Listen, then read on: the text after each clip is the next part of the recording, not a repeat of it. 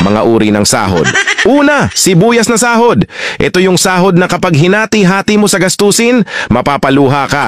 Pangalawa, pampapayat na sahod. Ito yung sahod na habang tumatagal, pakonti ng pakonti, ang natitirang pangkain mo.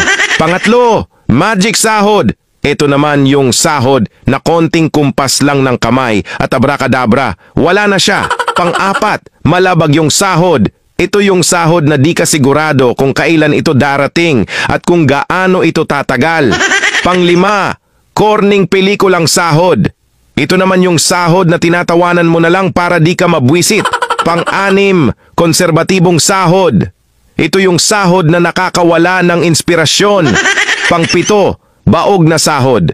Ito naman yung sahod na kahit anong trabaho ang gawin mo, wala pa ring kalalabasan ito. Pang-walo, reglang sahod.